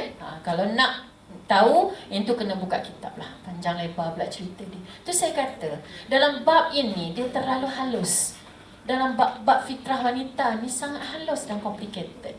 Belajarlah 5 tahun, 10 tahun pun benda ni tak akan habis, dan kita kena terus belajar. Jangan berhenti belajar. Even kalau kita pergi ke masjid, ada yang tanya, Ustazah, kalau saya pergi masjid, saya nak duduk dekat ruang solat, boleh tak? Tak boleh lah, ya. Tapi kalau saya nak duduk dekat veranda dia, boleh tak? Saya nak pergi dengar ceramah dan saya duduk kat veranda, ya. Jadi kalau kawasan itu tidak diwartakan sebagai tempat solat, itu dibolehkan. Tapi hati-hati, sebab ada masjid, ya, dia akan wartakan pada hari Jumaat dia jadi masjid. Pernah tengok tak? Pada hari Jumaat jadi masjid kawasan tu, tapi bukan hari Jumaat tak jadi masjid. Jadi bila hari Jumaat orang semayang kat situ, boleh niat iktikaf dan boleh solat tahiyatul masjid. Tapi kalau pada hari biasa, dia tak boleh niat iktikaf dan tak boleh solat sunat tahiyatul masjid, sebab dia ada warta dia. Nak tahu macam mana? Apa kita tanya JKK je. Saya tak tahu masjid mana, ya. Kena carilah. Jadi sebab tu dia ada tulis, kalau kita pergi dekat masjid ada tulis had solat, ya. Maknanya kalau had solat, orang yang dalam keadaan haid tadi tak boleh masuklah ke kawasan yang dikatakan had solat tadi, ya. Banyak yang nak kena belajar kan? Betul. Banyak yang nak kena tahu kan? Betul. Sebab tu kita kena ambil tahu ni bab-bab yang melibatkan hukum-hukum Islam, ya. Baru ni saya masuk sikit ni, saya cakap nanti kata ada unsur politik pula. Tak, ya. Tapi saya sendirilah sebagai orang yang tak faham ni kan, bila cakap pasal hukum baru ni tentang ni apa? Tak ingat ni Elin ni ya. Tentang hukum tu, saya tengok ramainya orang komen, hentam, kata, kutuk semua kan. Tapi kita sendiri ni yang nak ngutuk, nak ngata semua ni, kita faham ke tidak betul-betul tentang undang-undang tersebut? Kita study tak? Kalau rasa tak tahu, mauquf, duduk diam-diam. Tak payah duk kutuk-kutuk, tak payah duk kata-kata. Sebab memang kita tak tahu pun, kita bukan pakar pun dalam bidang perundangan. Takut nanti orang tu datang kat kita, disebut sikit 3 patah, 2-3 enactment ke apa-apa semua, kita nganga je. Padahal kita kutuk dah separuh Facebook dah pun. Kan? Pandailah sangat, ya. Saya risau dengan anak-anak muda hari ni. Bila keluar bab politik, dia cakap bab politik. Bila keluar bab ekonomi, dia lah lebih-lebihnya ekonomi. Kalau cakap bab agama, ya dia lebih pada mufti. Ya? Kalau kita tak tahu, tawakuf je. Itu lebih baik sebagai seorang Islam, humble. Sebab kalau kita buat macam tu, andai kata tersilap, nak betulkan balik itu senang ke susah? Susah. Ya, kalau betul, alhamdulillah. Kalau tak betul, sampai ke akhirat lah kita duk merangkak, mencari dan menjawab tu. Ya, jadi tawakuf itu adalah lebih baik, ya. Okey, insya-Allah. Kalau bab fiqh kita kata mauquf ya ustaz, doktor. Ya. Tapi kalau dalam bab pandangan-pandangan ni bolehlah kita tawakuf dulu, diam aja. Tak payah komen banyak. Tambah lebih lagi kita belajar. Ya, ni belajar ada ke? Ada, ya. Insya-Allah. Yang ini kita masuk tadi. Jika haid berpanjangan, ya. Kalau sebut perkataan haid berpanjangan ni dah jelas itu haid. Boleh kita kata dia sekiranya darah berpanjangan, ya. Bagaimana cara untuk menentukan yang mana haid, yang mana satu istihadah? Tadi kita dah jawab semua.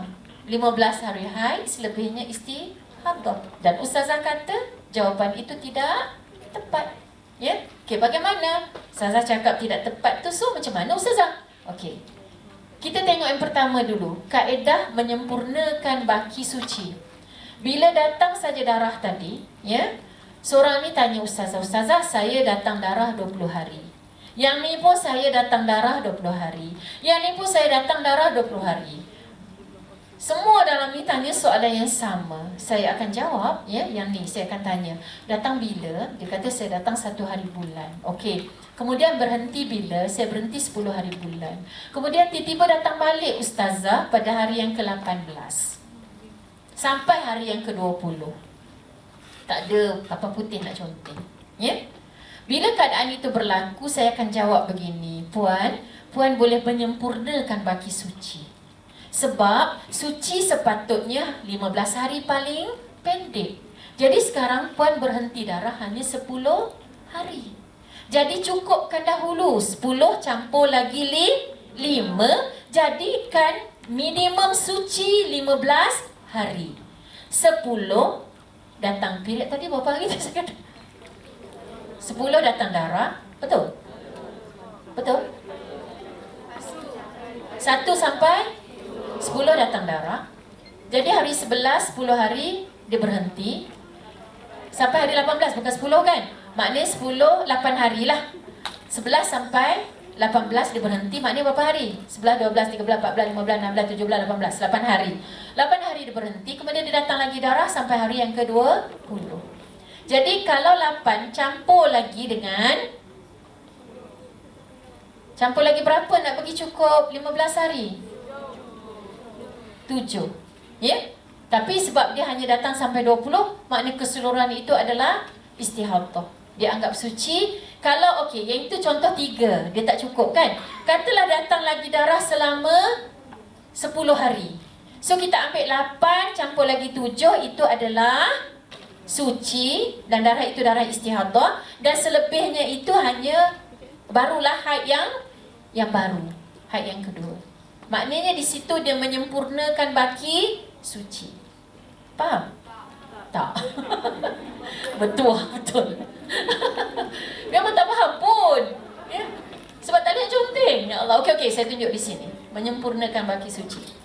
Okey, nampak? Dia datang darah 8 hari.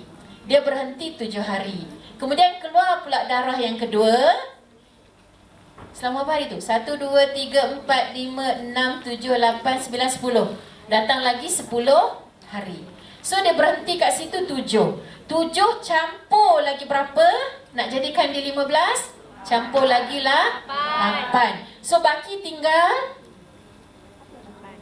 mana pula baki tinggal 5? Baki tinggal 2. Jadi 7 campur 8 itu sempurnakan suci menjadi 15 hari. Yang 2 yang kemudian itu barulah haid yang baru. Faham ke tak? Tak juga? Ada tak contoh baru? Ni. Dia datang darah sehari sahaja, cukup 24 jam. Okey? Kemudian dia berhenti 14 hari. Dia keluar balik darah sebab dia masih lagi dalam tempoh 15 hari. Kemudian dia datang balik darah 3 hari. Dia berhenti 14, dia tak cukup pun minimum suci 15 hari. So 14 campur dengan sehari lagi bagi cukup 15. Yang lagi 2 kemudian itu haid yang baru. Faham? Saya tak bawa saya punya tu. Okey, cuba tengok kat sini. Dia ada syarat untuk menyempurnakan baki suci, ya, untuk menyempurnakan baki suci dia ada syarat-syarat dia. Yang pertama, darah yang kali pertama datang itu tidak boleh diselangi dengan nakok. Tak boleh selang dengan nakok. Maknanya tak boleh datang 2 hari berhenti, datang 2 hari berhenti pula, datang 3 hari berhenti, itu tak mau. Yang tu tak jadi syarat untuk menyempurnakan baki suci. Itu akan kembali kepada istihadah 7. Jangan tanya ustazah, istihadah 7. Nanti pening lagi. Letak aja sebelah. Oh, ustazah sebut istihadah 7, nanti kita belajar. Ya, maknanya tak boleh masuk dalam bab menyempurnakan baki suci kalau ada nakok di celah-celah haid yang pertama. Itu satu syarat dia. Yang kedua, darah yang datang yang kedua itu mestilah selepas 15 hari dari hari pertama. Baru kita boleh gabungkan suci itu dengan darah tadi untuk cukupkan 15 hari. Faham? Dia macam ni tau. bab ni kena dengar ustazah cakap walaupun satu patah perkataan. Kalau tak dengar satu patah, hilang, lost. Dia bab fiqh ni, bab fiqh darah wanita ni dia kena dengar, tak boleh tinggal satu pun. Tinggal satu dia lost. Sebab tu ustazah tak suka mengajar bab darah wanita online. Kalau mengajar online, dia tutup saja kamera, dia pergi masak, sekali dia pergi makan, sekali dia datang, ustazah saya tak faham lah bab menyempurnakan baki suci. Sebab dia bukan tazkiyatun nafs. Kalau tazkiyatun nafs, tak apa tinggal tang sini, campur tang sini, semua tak apa. Sebab dia melibatkan kaedah macam matematik. Kalau tinggal saja sikit, terlelap je sepatah, dia memang tak akan dapat dah. Okey? Syarat untuk menyempurnakan baki suci, syarat dia yang pertama, darah yang pertama tadi tu tidak boleh diselangi dengan nangkop. Kemudian, darah yang kedua mestilah datang selepas hari ke-15. Okey, kalau ustazah kata gini, saya datang period, datang darah 1 hingga 8. Kemudian berhenti 3 hari. 9, 10, 11. Kemudian datang balik darah kedua sampai hari yang ke-20. Boleh tak yang 3 hari ini campur dengan yang darah tadi cukupkan 15? Tak boleh, kenapa? Sebab darah yang kedua datang sebelum 15 hari. Dia datang pada hari yang ke-11. Nampak? Satu syarat tak lepas. So, dia kena kembali kepada istihadah tu 7. Okey? Boleh? Okey, saya datang darah 10 hari. Darah saya berhenti selama 5 hari. Okey? Dah 15. Datang balik darah 10 hari. Yang ni boleh tak nak menyempurnakan baki suci? Boleh. Sebab apa? Sebab darah yang kedua itu datang selepas hari ke-15. So, kita campurlah 5, campur lagi bakinya. Cukupkan dahulu 15. Ya? Boleh? Okey. Saya datang darah 1 hingga 10. Tapi pada hari ke-4, ke-5, ke-6 dia berhenti. Kemudian selepas daripada 6 hari dia berhenti, dia datang balik darah yang kedua. Boleh atau tidak saya nak menyempurnakan baki suci? Tak boleh. Sebab yang awal itu diselangi dengan nangkop. Jadi syarat untuk menyempurnakan baki suci tak lepas, kecuali pandangan-pandangan yang lemah kata boleh. Ya? Itu pandangan lemah lah. Okey, baik. Sekarang kita tengok. Ni boleh nampak ya? Yang ini contoh yang pertama, dia datang darah 1, 2, 3 dia berhenti, 4, 5 dia datang. Lepas tu dia berhenti sampai hari ke-15. Di sini disebabkan nangkop datang 2 kali, maknanya dia telah menyalahi syarat menyempurnakan baki suci, tetapi dia kembali kepada 7 pembahagian istihadah. Tak boleh ambil menyempurnakan baki suci sebab darah yang pertama itu diselangi dengan nangkop. Boleh? Ya. Kemudian yang kedua boleh tak mencukupkan baki suci? Dah jelas kat depan tu. Pun tak jawab. Yang kedua boleh tak menyempurnakan baki suci? Boleh, sebab darah yang pertama tak ada nangkop, darah yang kedua datang selepas hari ke-15. Jadi kita campur saja 1, 2, 3, 4, 5, 6, 7, 8, 9, 10, tambah lagi 5, jadikan dia suci. Makna darah itu adalah darah istihadah, dan selepas itu ya adalah darah haid ke? Tak jadi haid juga sebab 20 hari. 20 hari kan jadi istihadah. Ya. Jadi di situ tidak jadi haid yang kedua sebab lebih dari 15 hari. Sekiranya dia ghair mumayyizah, perlu melihat mu'tadah, ikut adat, mustahadah 1 hari sahaja. Tak apa, yang tu lebih kepada istihadah 7. Ya, abaikan dahulu, nanti kita masuk. Kemudian yang kedua, yang ini tak boleh juga sebab apa? Sebab darah yang kedua datang pada hari ke-15. Maknanya tidak melepasi hari yang ke-15 dan dia tidak menepati syarat menyempurnakan baki suci. Ya.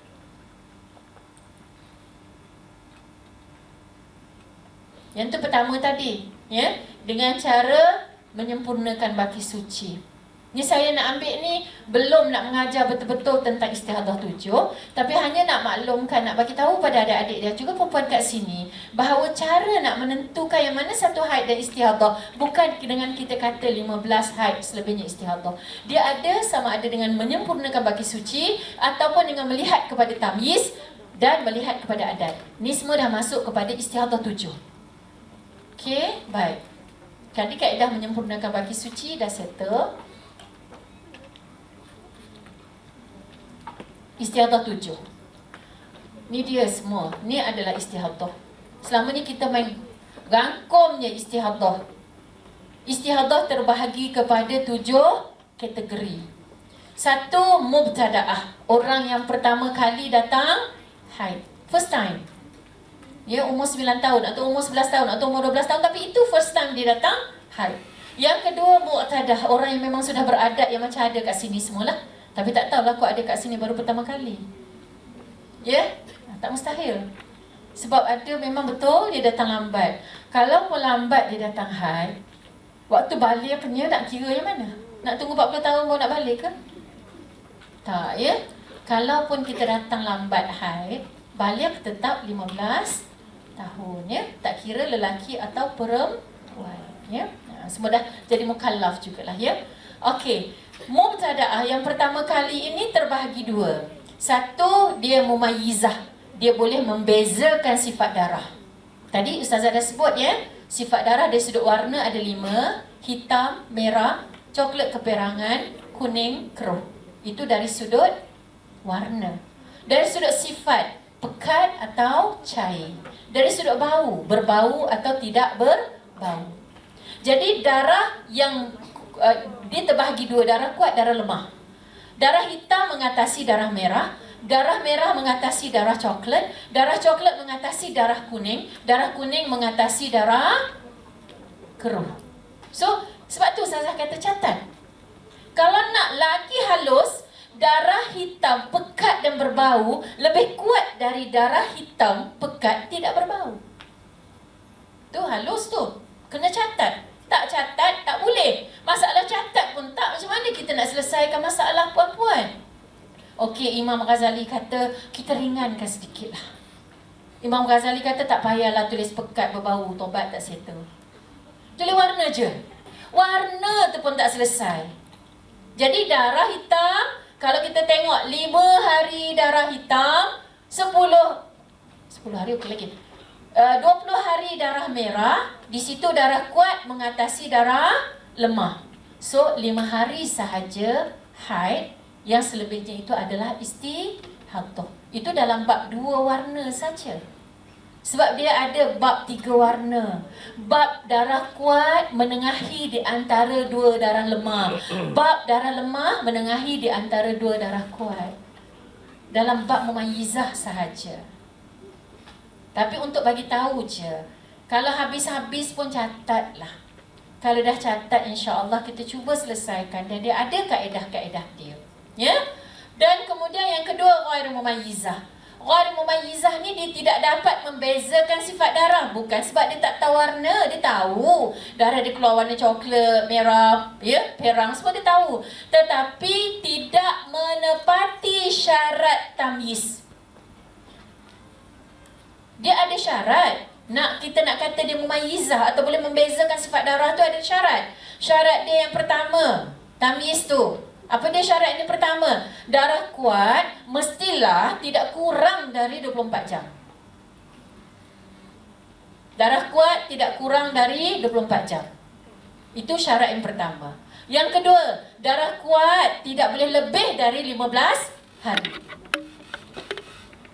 Darah kuat tidak boleh lebih dari 15 hari. Yang ketiga, darah lemah mestilah berterusan lebih daripada 15 hari kecuali dia berhenti. Yang ketiga, darah lemah mestilah berterusan lebih daripada 15 hari kecuali dia berhenti. Dan akhir sekali, darah kuat dan darah lemah tidak berselang-seli dengan darah kuat tidak berselang-seli dengan darah lemah atau tidak berselang-seli dengan nakok. melebihi dari 15 hari. Itu 4 syarat tamyiz, dan sekiranya dia menepati 4 syarat tamyiz tadi, barulah dia termasuk dalam golongan mumayyizah. Kalau tidak, dia akan jadi ghair mumayyizah. Ya? Bila dia kembali kepada ghair mumayyizah, dia akan ikut adat. Terus saya kata tadi, ikut adat, kita kena tahu adat sebelumnya. Untuk tahu adat, tak payah nak hafal setahun punya adat. Memadai sebulan yang pertama, yang terakhir itu sahaja yang normal, yang terakhir tu. Katalah bulan 1 baru ni 7 hari haid, 23 hari suci. Tiba-tiba pada bulan 2, dia tiba-tiba dijangkiti istihadah. Dia telah datang darah selama 30 hari berturut-turut. Faham? Bulan 1, dia datang 7 hari haid, 23 hari suci. Itu adat dia yang terakhir. Okey? Kemudian bulan 2 ni, dia datang 30 hari. Bila datang 30 hari, jangan jawab 15 hari haid, selebihnya istihadah. Dah belajar dah hari ni. Salah. Kita kena tengok tamyiz. Tengok tamyiz, tanya dia yang 30 hari ni sifat darah tahu ke tidak? Dia pun cakap, darah saya 10 hari warnanya warna hitam. Kemudian datang warna merah 10 hari. Kemudian datang warna coklat, kuning, keruh sampai hari yang ke-30. So kita dah boleh jawab dah.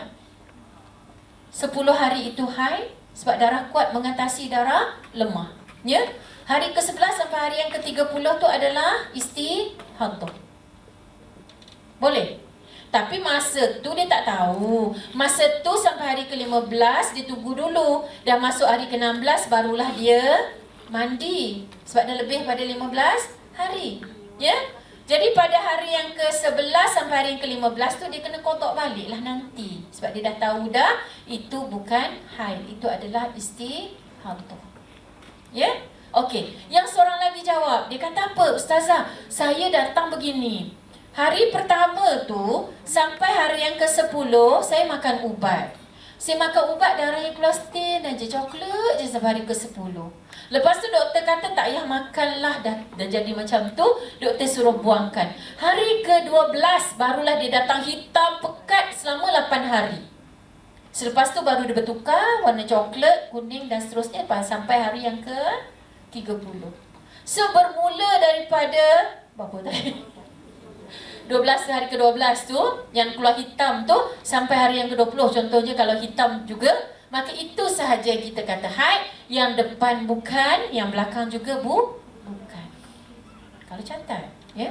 Okey, yang seorang pula jawab, saya datang hari pertama saya datang warna merah. Kemudian hari ke-5 datang hitam, ya, sampai hari ke-10. Lepas tu hari ke-11 sampai hari ke-30 tu semua dah coklat, kuning, tak berhenti-henti stain, ya. So, hari yang ke-5 sampai hari yang ke-10 itu sahaja darah haid. Darah kuat mengatasi darah lemah. Dan dia menepati syarat tamyiz. Apa syarat tamyiz tadi? Darah kuat tidak kurang dari 24 jam, darah kuat tidak lebih daripada 15 hari, ya. Yang tu kena ada. Okey, kalau seorang ni pula cakap, Ustazah, saya daripada hari pertama sampailah hari yang ke-30 darahnya sama je warna, tak ada kuat, tak ada lemah. Lepas tu terus berhenti. So bila dia tidak ada warna yang berbeza, dia kembali kepada adat. Bila adat, ingat balik bulan Januari hari tu 20, dia 7 hari haid, 23 hari suci. So kita ambil balik di situ pun 7 hari haid, 23 hari suci. 15 ke? Tak, ya, tak ada. Kecuali lah memang adat dia bulan 1 tu kita tengok adat dia 15 hari. Dia kata saya memang setiap bulan 15 hari haid dan 15 hari suci. Ya bolehlah, barulah kita boleh ambil yang bulan 3 tadi tu, bulan 2 tadi yang datang darah 30 hari tu, bolehlah kita ambil 15 hari haid, 15 hari suci sekiranya tidak menepati syarat tamyiz. Nampak? Yang ni sikit lah. Ustazah belum lagi masuk bab yang lain-lain, tapi nak cerita. Tapi kalau muqtada'ah, orang pertama kali dia tak ada adat macam mana? Tadi muqtadah, orang tu dah ada adat 7 hari haid, 23 hari suci. Kalau dia first time, tapi first time terus 30 hari datang darah, kita nak ambil adat mana? Dan dia tidak mendapati syarat tamyiz. Kalau ada syarat tamyiz, okey, kita boleh tengok darah kuat, darah lemah. Tapi kalau dia tak ada syarat tamyiz, ambil paling minimum 24 jam sahaja. Bagi orang yang pertama kali 24 jam itu sahaja dianggap sebagai haid, selebihnya adalah istihadah. Hanya pandangan cucu Imam Syafi'i sahaja dia kata boleh ikut adat masyarakat. Kalau masyarakat di situ 6 hari, so kita boleh ambil 6. Kalau masyarakat di situ 7 hari, kita boleh ambil 7. So nak kena buat kajian, Google form. Siapa datang 6 hari? Siapa datang 7 hari? Macam mana nak tahu kan?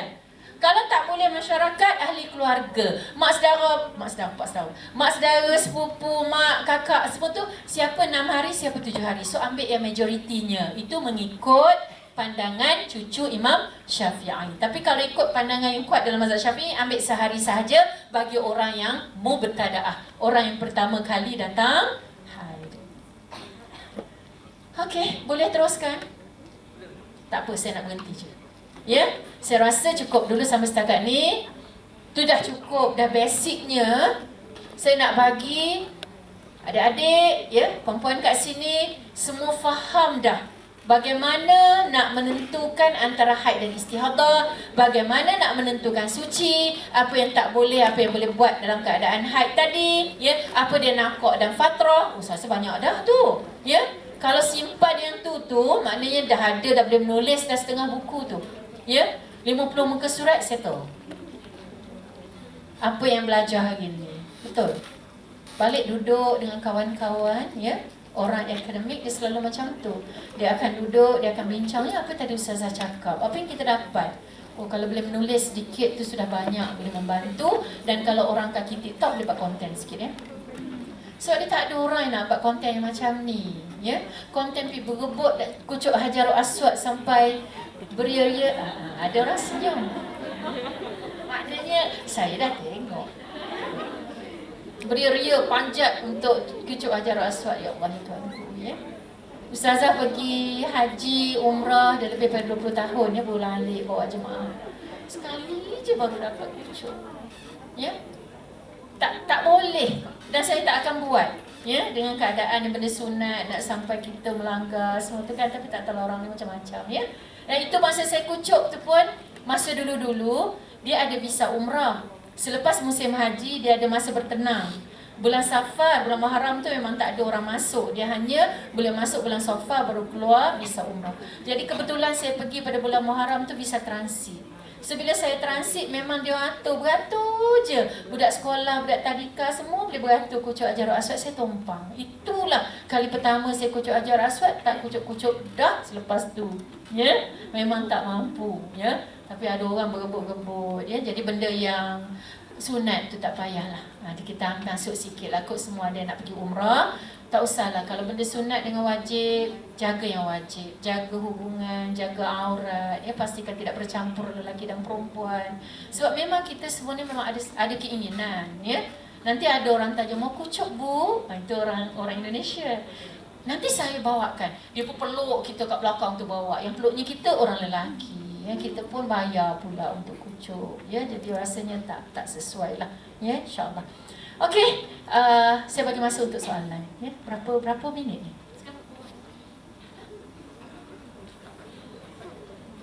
Sebelah 49. Okey, baik Ustazah, kita dah kumpulkan beberapa soalan. Kita cubalah untuk menjawab beberapa yang sempat. Okey, pertama sekali Ustazah, untuk kepastian, adakah al-maksurat boleh dibaca atau semasa haid? Okey, baik. Maksurat tu di dalamnya terdapat ayat-ayat suci Al-Quran dan juga ada doa-doa yang disusun oleh Syekh Hasan Al-Banna. Jadi kalau ayat-ayat Al-Quran yang kita baca tu dia merujuk kepada zikir, boleh aja, tak ada masalah. Kalau kita baca maksurat, kita niat baca maksurat, tidak baca Quran, so tak ada masalah. Tapi kalau kita tahu aku ni baca surah Al-Baqarah ayat 1 sampai 7, so kita betul-betul jelas yang kita baca Quran, tu tak boleh. Tapi saya rasa orang baca maksurat selalu niatnya zikir.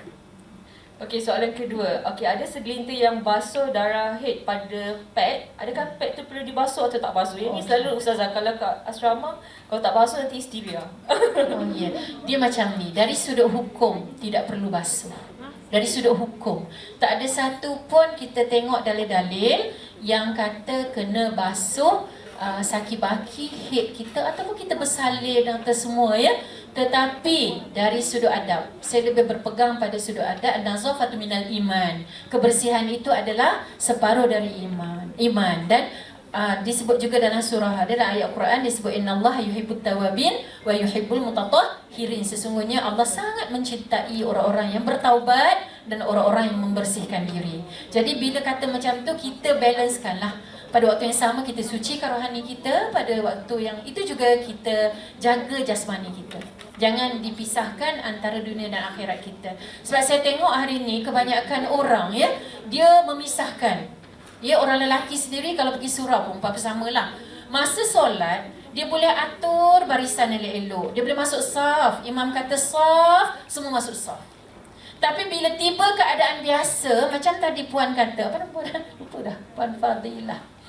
Okey, semua ke depan, penuhkan saf. Dia dalam keadaan biasa, dia tak boleh nak menghubungkan, merelatekan antara dunia dan akhirat dia. Sedangkan benda tu benda yang agama, ibadah.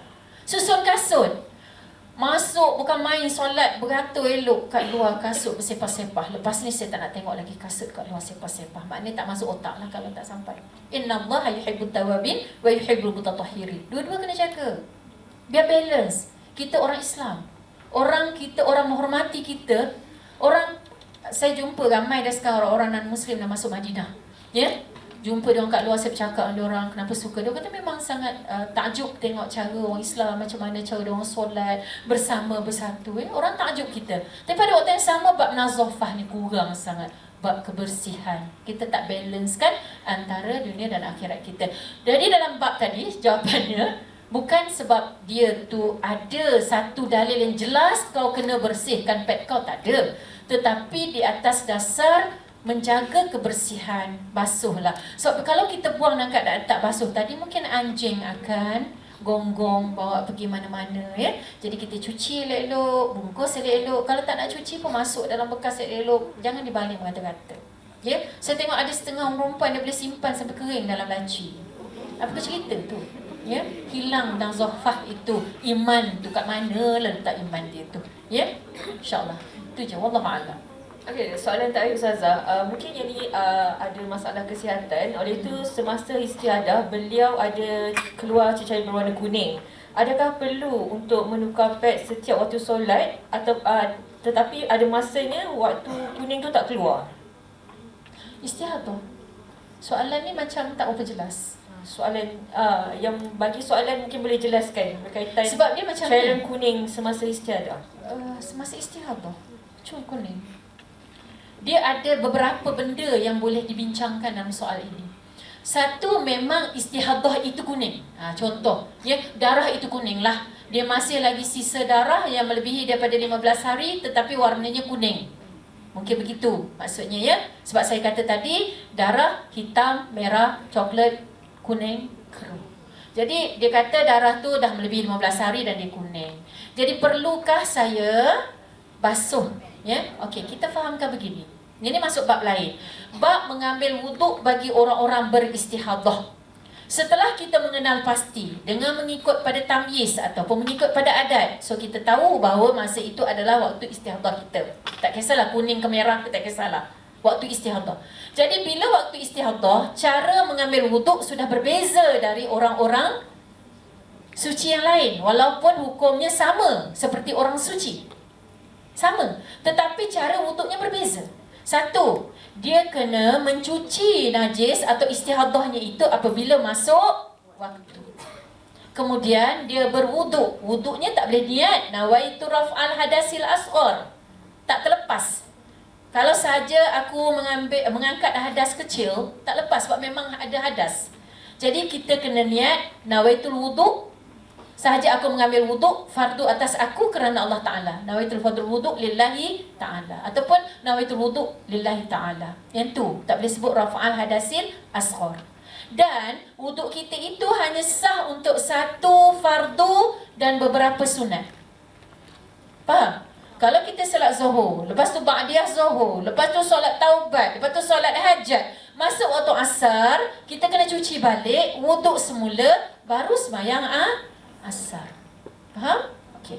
Boleh tak qabliyah? Boleh.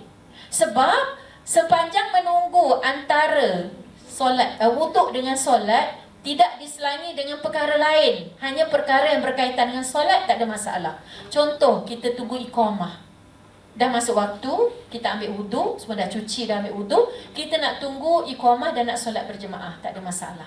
Tapi jangan pergi makan nasi, sebab dia tidak ada kaitan dengan solat. Tapi selagi nak cari telekong, nak pakai stokin, nak tunggu iqamah, semua tu tak ada masalah. Nak solat qabliyah, semua tak ada masalah itu. Ya? Okey. Kemudian, okey, soalan ni kata kena basuh ke tidak lagi. Sekiranya masuk waktu yang baru, di situ ada satu pandangan lemah dalam mazhab Syafi'i, lemah. Kalau ikut pandangan yang kuat, dia kata masuk waktu, cuci balik, pakai pad yang baru, ambil wuduk semula, ya.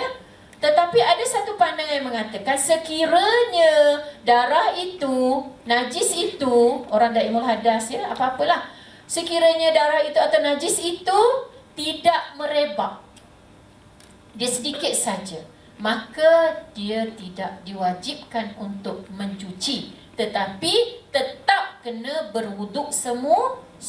Itu pandangan yang lemah lah. Maksud tak payah cuci kalau dia tak mengalir banyak. Sebab ada orang yang istihadah jenis darahnya bukan banyak pun, ya, yang jenis melimpah-limpah, ya kena cuci. Tapi dia keluar sikit je, kadang-kadang tak lebih pada duit 20 sen pun, kadang-kadang, ya, tak sampai dia melimpah itu. Jadi tidak wajib basuh, hanya wajib berwuduk semula. Tapi ada kes, okey, mungkin soalan kuning tadi dia lebih kepada keputihan. Ini tadi saya tak sentuh langsung keputihan, ya. Keputihan dia bukan istihadah. Keputihan dia ada dalam kita ni, bab cecair wanita ni. Dia ada wadi, dia ada mazi, dia ada mani, dia ada keputihan. Itu kita panggil discharge, ya. Jadi keputihan ini semua adalah najis sekiranya dia datang dari batin faraj. Kawasan batin faraj, kawasan yang dalam daripada rahim, daripada bahagian dalam, lebih daripada yang satu ruas jari itu. Itu satu pandangan. Tapi ada satu pandangan ulama lagi, dia kata selagi tempat zakar masuk, itu adalah zahir faraj. Itu pandangan lain. Tapi kita berpegang pada pandangan satu ruas jari, makna bahagian lebih pada itu adalah batin faraj. Dan sekiranya datang keputihan dari kawasan itu, dia adalah najis. Tetapi kalau sekadar berada dalam kawasan yang satu ruas jari tadi, itu dipanggil zahir faraj, iaitu rutubat al-faraj. Dia lebih kepada lembapan faraj dan itu tidak najis. Jadi macam mana nak kenal? Kalau yang kata keputihan, mungkin dia ada macam hingos, dia berlendir. Kalau dia kering, dia boleh dikikis. Itu datang dari dalam. Tapi kalau sekadar peluh dan air, itu dipanggil rutubat al-farj. Kalau dia kering, dia tak tinggalkan apa-apa kesan. Dia hanya rasa lembab sahaja. Dan itu tidak najis dan itu tak perlu dibasuh. Ya? Kalau kita rasa was-was, zahir ke batin ke zahir, ambil zahir saja. Kalau tak ada bukti-bukti jelas yang mengatakan dia datang dari dalam. Wallahu a'lam. Okey? Habis? Habis. Sikit tu je soalan.